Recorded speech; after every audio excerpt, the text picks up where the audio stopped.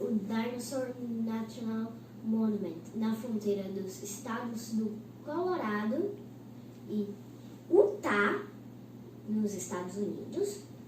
Lá foram encontrados os fósseis do Stegosaurus, o que tem vários espinhos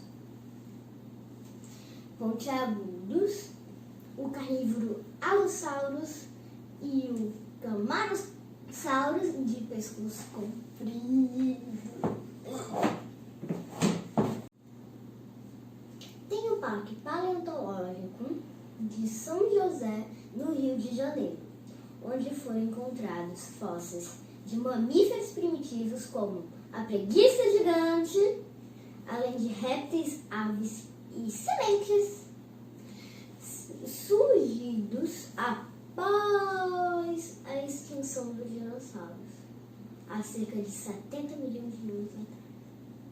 O Centro de Pesquisas Paleontológicas de Peirópolis, em Uberaba, Minas Gerais, onde foram encontrados fósseis de titanossauro, terópodes e velociraptors.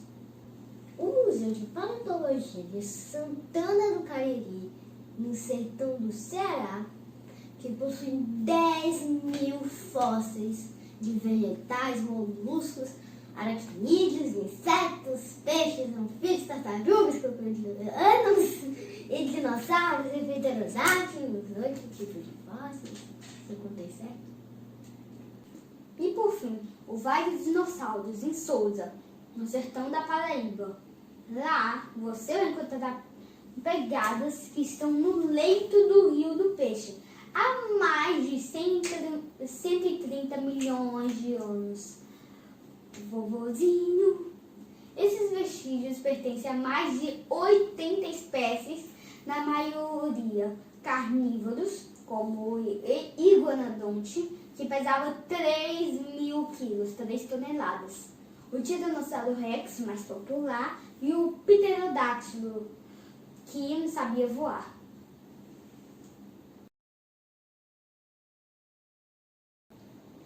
De fossilossauro, mamute, pré-histórica, você já pode ter ouvido falar. Mas já viu por aí algum fóssil de gota de chuva? Chuvas que aconteceram há milhões de anos deixaram suas marcas em rochas e podem hoje oferecer pistas preciosas sobre como a Terra era no passado. Para que as gotas de chuva pudessem se preservar, precisam ter caído em um sedimento mais fino, como as argilas, que não podem ser nem muito moles nem muito duras. A chuva, por sua vez, não pode ser intensa demais, pois transformaria a argila em lama, acabando com as marcas das gotas. Os fósseis de plantas também são bem interessantes. No interior de São Paulo, onde há muitas rochas antigas, de milhares de anos atrás, os fazendeiros vivem tropeçando em fósseis de tronco de árvores nos pastos de gado.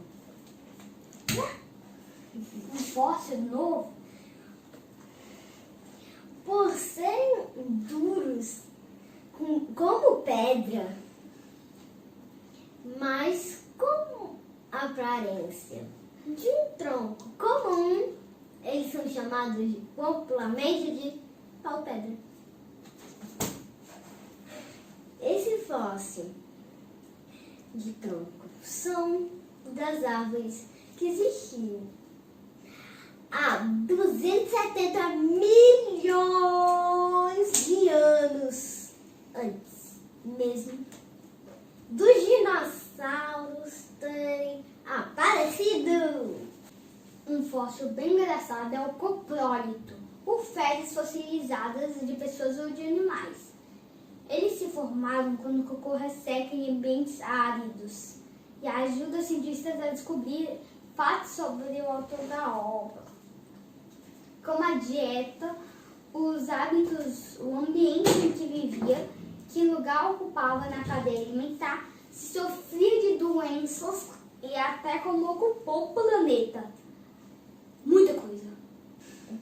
fóssil é o Titanis, uma ave predadora que viveu de 5 milhões a 1,8 milhões de anos nas planícies da América do Norte. Media 2,5 metros de altura e pesava mais de 150 quilos. Com uma grande cabeça, bico curvado, longas pernas, com unhas fortes, o Titanis foi um dos maiores predadores de sua época. Não voava, mas corria numa velocidade de 65 km por hora e ficou conhecido como Aves do Terror. Te vejo nos filmes de terror. Escolhemos também os Milodon gracilis, ou tigre-dente de sabre, ancestral, que viveu de 2,5 milhões a 500 mil anos, também na América do Norte. Media 1,3 metros de comprimento e pesava 100 quilos.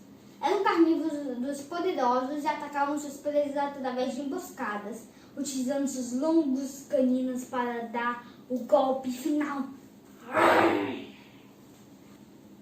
Não sei se você já ouviu falar da história dos selacanthus, mas ela é bem curiosa. Esse peixe foi descoberto em fósseis que tem mais de 400 milhões de anos. Por muito tempo, acreditou-se que os selacanthus estivessem extintos. Mas em 1938, na África do Sul, foi pescado um selacanthus vivendo em grandes profundidades do Oceano Índico. Como a maioria dos peixes, o selacanthus se respira pelas brânquias. Apesar disso, ele também tem em seu corpo um pulmão. Provavelmente precisava dele para respirar, pois no passado viveu em ambientes onde havia pouco oxigênio na água. Outro animal pré-histórico que eu achei legal foi o Tanistropheus, um réptil que tinha um pescoço tão comprido que era 2 vezes maior que o seu corpo. A girafa marinha viveu há cerca de 200 milhões de anos, media 3 metros e comia peixes e crustáceos. Seus fósseis foram encontrados em rochas marinhas, indicando que eles pescavam na borda de lagos ou em mares rasos. E por fim, temos o Edmontonia, um dinossauro que tem 7 metros de comprimento, com o dobro do peso de um rinoceronte, vivia em florestas abertas da América do Norte há cerca de 65 milhões de anos. Comia plantas de pequeno porte e tinha muitos espinhos ósseos pontudos que o protegia de ataques e também era a sua principal arma. Ele poderia cortar a perna de um tiranossauro rex se ele o atacasse.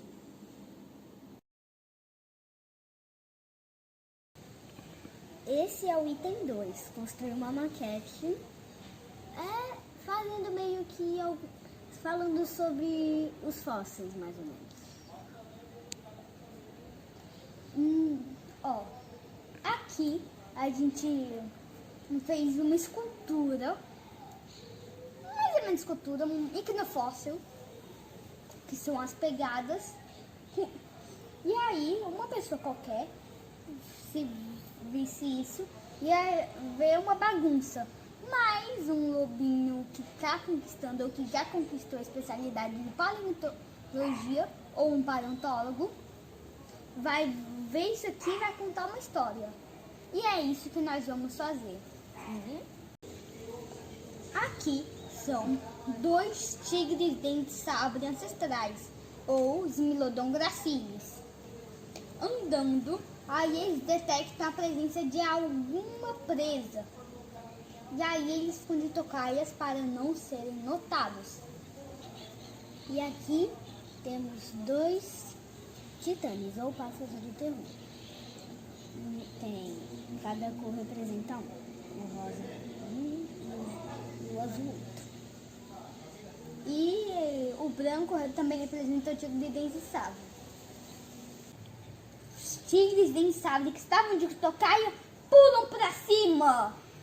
E aí os pássaros do terror começam a tentar evacuar. Só que aí o tigre de dente-sabre foi embora. Parece que ele tá escondendo. Mas cadê o par de pegadas rosas? Ai, aqui são. Cadê? Eu acho que o tigre de dentes de sabre está arrastando ela aqui. 2 pares entraram. Saiu vivo. 2 pares de pegadas, assim, do pássaro, tá? E o que saiu vivo ainda está bem machucado, porque também tem penas da cor dele. E as penas, e eles soltam penas quando eles estão machucados. Melhor possível, até a próxima. Paleontologia nível 2! Ao estudar os fósseis, os paleontólogos Os paleontólogos